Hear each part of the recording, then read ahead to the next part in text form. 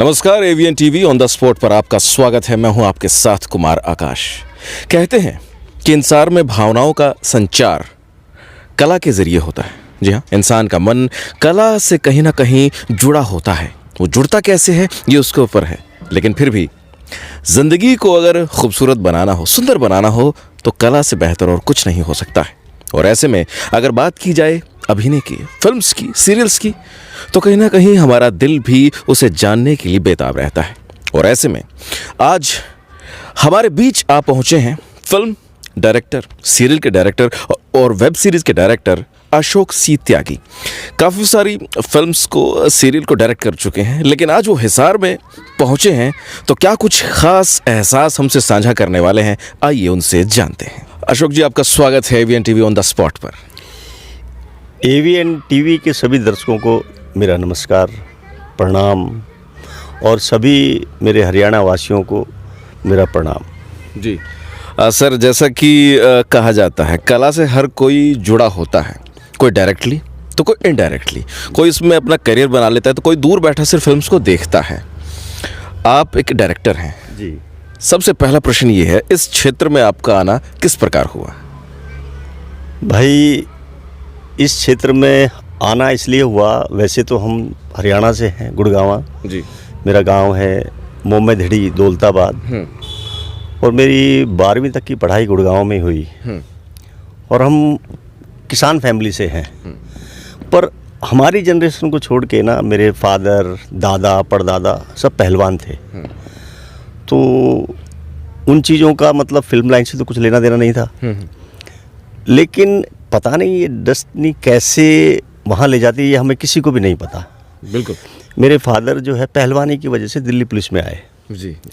और दिल्ली पुलिस में वो 5 साल तक चैंपियन भी रहे। तो वो टोपी और वर्दी नहीं पहनते थे। कुछ एक टाइम था जब वो इंदिरा जी के स्पेशल स्टाफ में भी थे। तो क्या होता था कि जो पुलिस के बड़े बड़े प्रोग्राम होते थे उनमें वो संचालन करते थे, अपने ऑफिसरों की नकल करते थे, और दिल्ली की सबसे बड़ी रामलीला में रावण बनते थे। तो हम छोटे थे, हमें इन सब चीज़ों का नहीं पता था जी।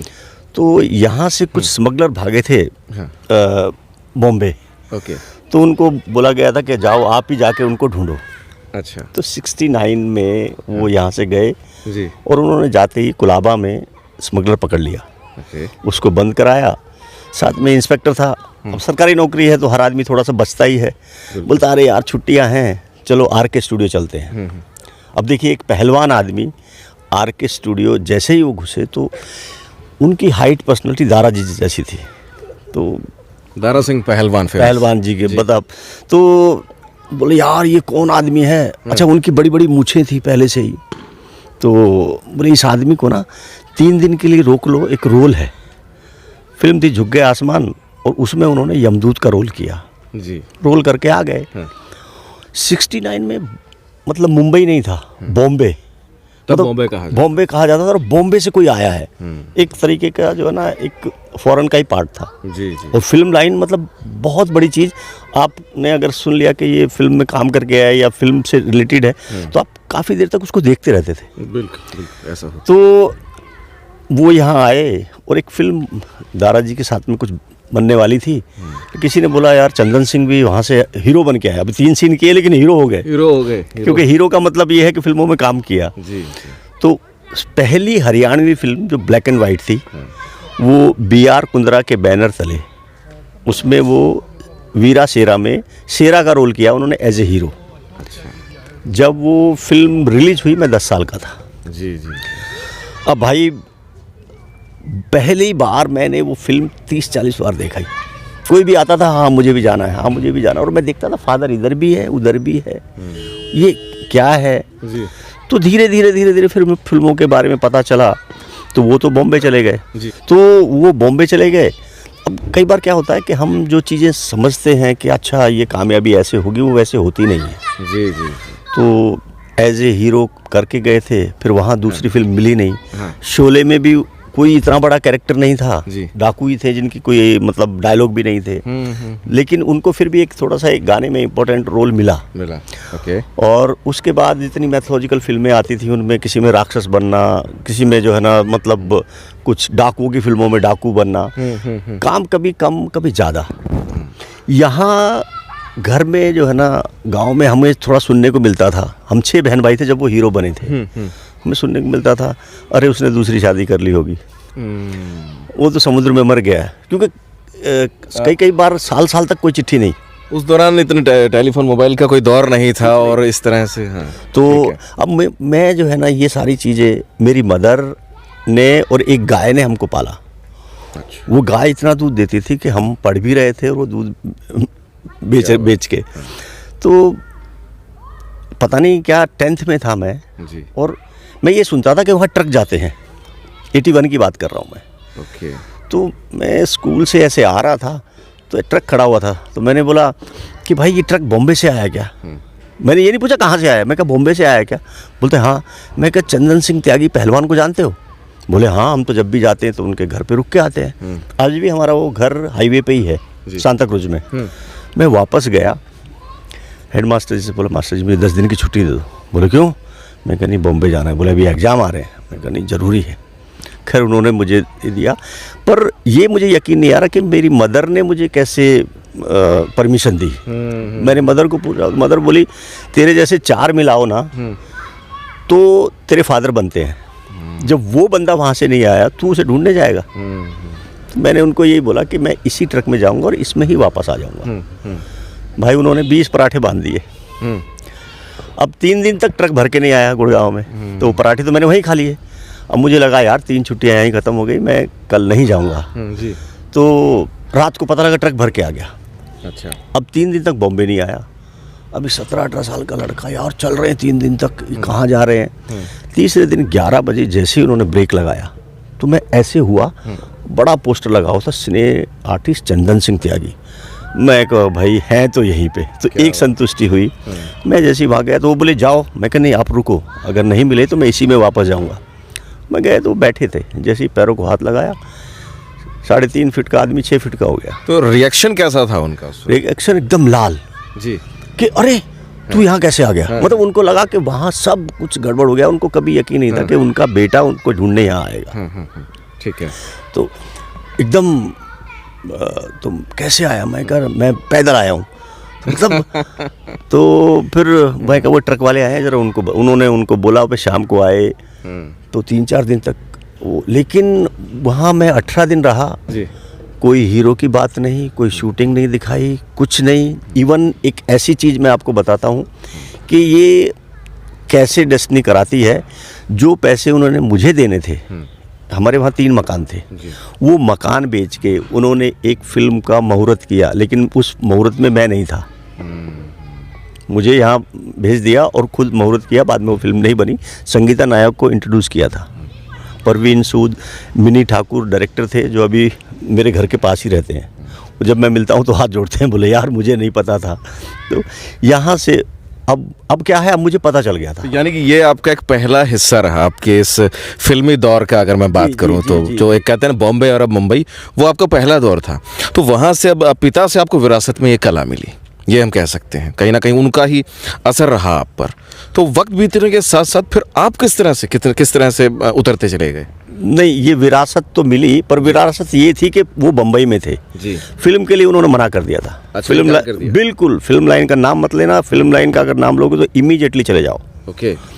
तो उन्होंने एक रेडीमेड का मुझे कारखाना खुलवाया। मैं बच्चों के चड्डी बनियान काटना और उनको सीलना और फुटपाथ पे बेचना, ये सब मैंने किया जी। पर दिमाग में तो ये था कि फिल्म में करना है। तो उनके एक दोस्त थे गुरबचन सिंह एयरपोर्ट, वो आते थे, त्यागी जी किसी डायरेक्टर के साथ लगा दो। वो भड़क जाते थे, बोले खबरदार दोबारा ऐसा नाम लिया तो। पता नहीं एक दिन क्या था, वो बोले तुम ले जाओ। उन्होंने मुझे पहली फिल्म की शूटिंग दिखाई, वक्त की दीवार, जिस संजीव कुमार, जितेंद्र, अमजद खान ये सब थे। फिर सेकंड थी क्रोधी। क्रोधी में फादर भी थे। वहाँ फादर ने मुझे धर्म जी से मिलाया, और जिस तरीके से मिलाया तो लगा यार ये आदमी की शख्सियत, मतलब काम चाहे उतना ना मिला हो लेकिन लोग जानते हैं और रिस्पेक्ट करते हैं। धर्म मेरा बेटा, सुभाष, तो मैं कहा यार कमाल है।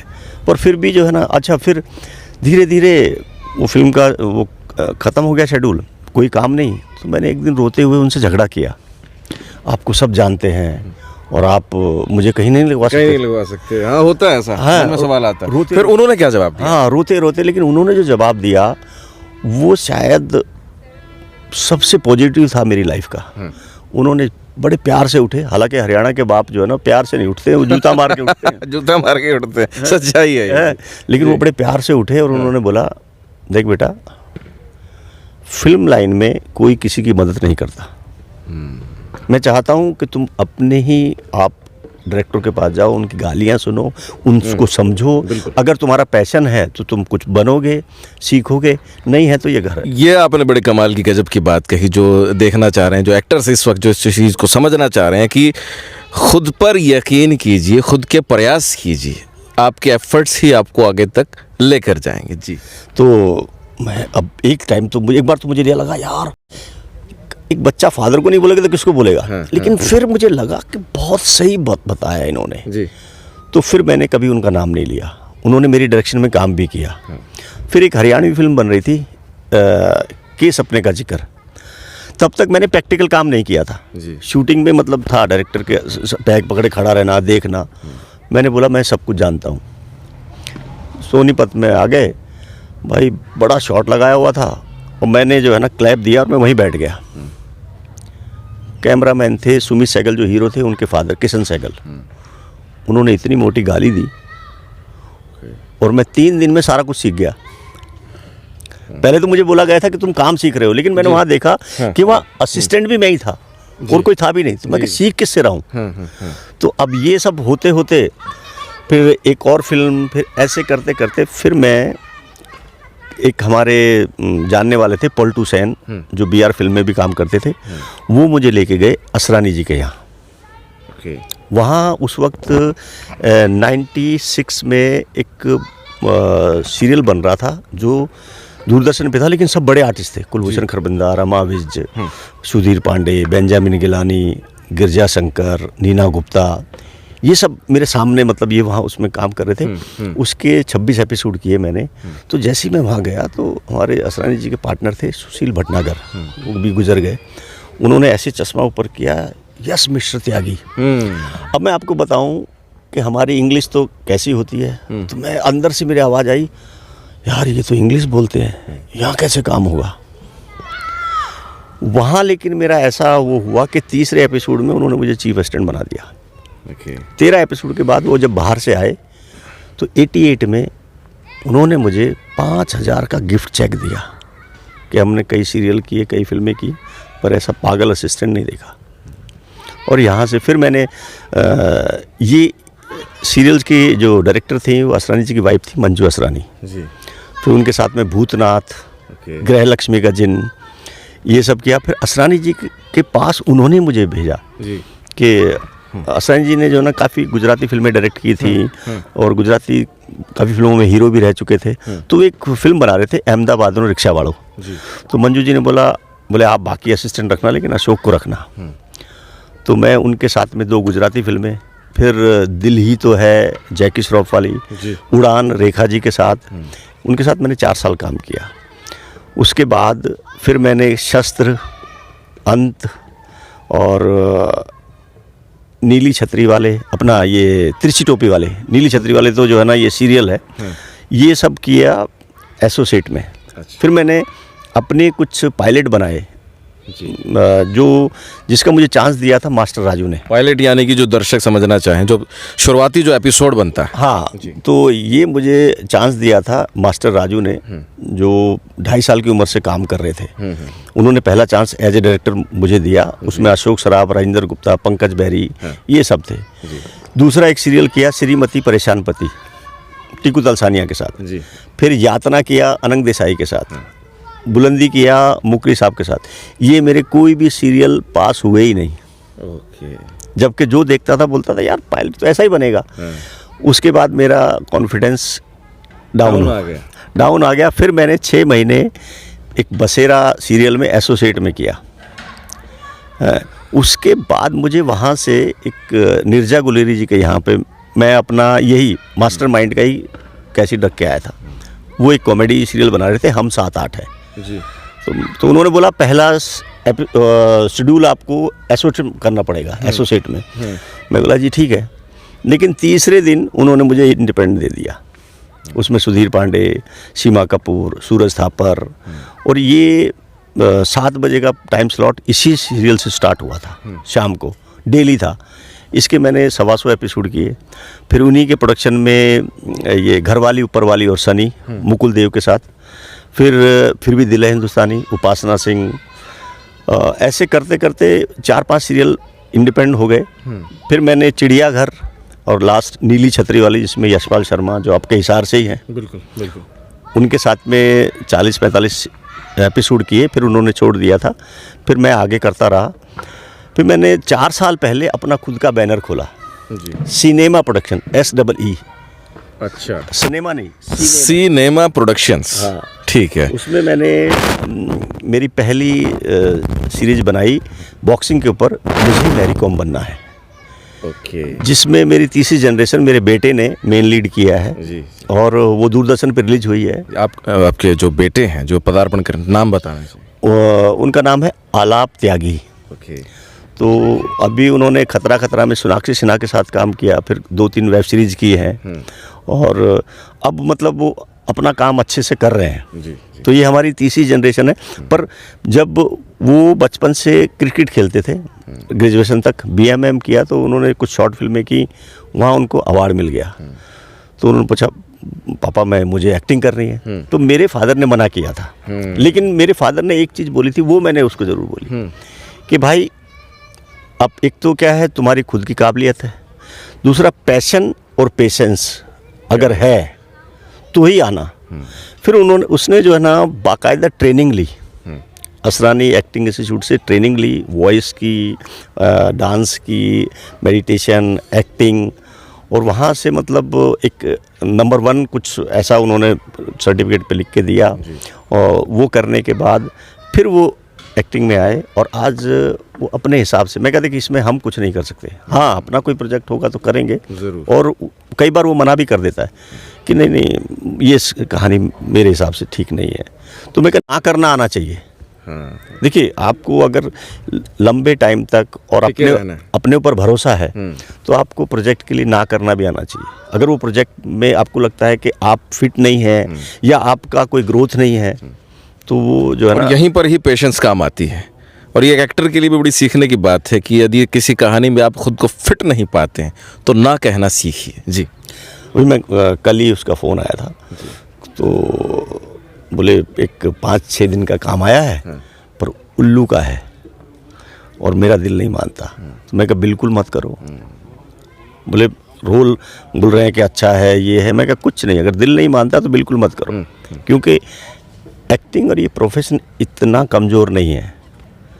सर, आपने ये चाहा कि आपको एक्टर बनना है, आपने इसी में काम करना है, तो फिर वो जितनी भी कठिनाइयाँ आती हैं, ये जो जितना आपको बार बार रुकना पड़ेगा ना, उतना आप सीखो कि क्यों रुका हूँ जी, क्यों मैं नहीं कर पाया, या क्यों मेरा ऐसा ये है कि मुझे चूज़ी होना पड़ रहा है, या क्यों मैं अच्छी चीज़ है। क्योंकि आपको देख के और भी 10 लोग आते हैं, तो आप कुछ भी करेंगे तो 10 लोग बोलेंगे यार कुछ भी करो, काम तो मिल जाएगा, पैसे तो मिलेंगे। तो अगर पैसे के लिए करना तो फिर नौकरी करो। यानी एक्टर के लिए खास बात है कि कुछ भी मत करो, कुछ ही करो, सिलेक्टेड करो और अच्छा करो। ना करना आना चाहिए, ना करना आना चाहिए। और जो ना करना आता है उसके पास काम आता है। क्या बात है, जिसे ना करना आता है उसके पास काम आता है। तो आज जो एक्टर बनना चाह रहे हैं सर, उन्हें क्या सलाह देंगे? मैं उन्हें सलाह तो क्या, अब तो जनरेशन बहुत ही खुद ही अपने आप में बहुत अच्छा वो कर रही है। 2 चीज़ें बोलूँगा, उसे सलाह मानो या ये सोचो कि भाई मैं बोल रहा हूँ। एक तो पढ़ाई कंप्लीट करना, पढ़ाई बहुत ज़रूरी है, ग्रेजुएशन ज़रूरी है। उसके बाद आप अगर कुछ PhD वगैरह कुछ करना चाहते हैं वो कंप्लीट कीजिए। नंबर 2, दूसरे एक्टर बनना है तो सिर्फ एक्टिंग में, डायरेक्टर बनना है तो डायरेक्शन में, साउंड करना है, फोटोग्राफी करनी है, जिस चीज़ में करना है ना उसका आपको परीक्षण लेना है, उसका आपको सीखना है। आपके आसपास अगर जैसे हमारे रोहतक में भी है, FTI का एक ब्रांच पूना में है, NSD है, और या कोई अच्छी संस्था या कोई अच्छा ड्रामा जो करती है कंपनी, उसमें कुछ साल लगाओ। और जब आपको लगे कि हमेशा देखिए क्या होता है, एक्टर को ना सुबह आईने से ज़रूर पूछना चाहिए क्या मैं एक्टर हूँ। बिल्कुल। और जब आपके अंदर से आवाज़ आए कि हाँ आप एक्टर हैं, ये आप एक्टिंग कर सकते हैं, फिर आप बिंदास चले जाइए। पर दो चीज़ हमेशा याद रखिए, पेशेंस और पैशन। पेशेंस अगर ख़त्म हो गया तो उस पैशन का कोई मतलब नहीं है, और पैशंस नहीं है तो पेशेंस किस लिए कर रहे हो। एक प्रश्न मेरे मन में आ रहा है, प्रश्न तो बहुत सारे हैं लेकिन समय की अपनी सीमा है। थिएटर के बारे में कहा जाता है कि रियलिस्टिक एक्टिंग आजकल बॉलीवुड में होती है, तो थिएटर से कहीं ना कहीं, क्योंकि लाउड एक्सप्रेशंस होते हैं, वहीं फिल्म लाइन में बिल्कुल रियल एक्सप्रेशन होते हैं। थिएटर की जो ट्रेनिंग है एक एक्टर के लिए कितनी एक बेनिफिशियल होती है, किस हद तक होती है? देखिए, दो एक्टर हमारे हिंदुस्तान में ऐसे हुए हैं जिन्होंने थिएटर भी पूरा किया है जी, और FTI भी पूरा किया है। वो है नसीर साहब, ओमपुरी साहब। तो सबसे पहला तो थिएटर जो है ना आपकी नींव बनाता है। अगर आपकी नींव पक्की हो गई, उसके बाद की जो आपकी टेक्निकली जो चीज़ें हैं कि आपने, क्योंकि थिएटर में आपको लास्ट सीट अपना सीट तक अपने जो है ना आवाज़ या आप क्या कहना चाहते हैं वो एक्सप्रेशन वो बताने पड़ते हैं। फिल्म में आपने ज़रा सा भी अगर ऐसे किया तो कैमरा उसको बताता है कि भाई कितनी रिक्वायरमेंट है। तो वो थोड़ी सी चीज़ें हैं वो डायरेक्टर और क्रिएटिव टीम वो आपको बता देगी। लेकिन थिएटर हो या दूसरी कोई संस्था हो, वो आपको ये टेक्निकल चीज़ें जो है ना आपकी नींव पक्की करती है। जी, अंत में मेरा आपसे प्रश्न है, हिसार के जो आर्टिस्ट इस वक्त आपको देख रहे हैं उन्हें क्या कहना चाहेंगे? भाई, हिसार तो मुझे ऐसा लग रहा है कि ये तो दूसरा बॉम्बे बनने जा रहा है, क्योंकि यहाँ मैं तब भी सुनता हूँ कि भाई हिसार में जो है ना फलाना प्रोडक्शन हाउस वहाँ पे वो काम कर रहे हैं, वो यहाँ छोटे छोटे प्रोडक्शन हाउस अपना अपना काम भी कर रहे हैं और आर्टिस्ट भी काफ़ी अच्छा काम कर रहे हैं। और अभी हिसार में ही नहीं, मुझे लगता है हरियाणा के हर शहर में आर्टिस्ट जो है ना अपने हिसाब से काम कर रहे हैं और अच्छा काम कर रहे हैं, और आप सब समझदार भी हैं, वो कहीं ना कहीं परीक्षण लेके ही काम कर रहे हैं। चलिए, आपने अपना कीमती वक्त हमें दिया, इसके लिए आभार व्यक्त करता हूँ। अरे नहीं भाई, बहुत बहुत धन्यवाद आपके दर्शकों को, थैंक यू। बहुत बहुत शुक्रिया बातचीत के लिए। तो मित्रों, फिलहाल के लिए इस वीडियो में इतना ही। अगर आप इसे YouTube पर देख रहे हैं तो चैनल को सब्सक्राइब कीजिएगा, और यदि आप इसे Facebook पर देख रहे हैं तो पेज को फॉलो कीजिएगा। फिलहाल के लिए इतना ही। कुमार आकाश को दीजिएगा इजाज़त। नमस्कार।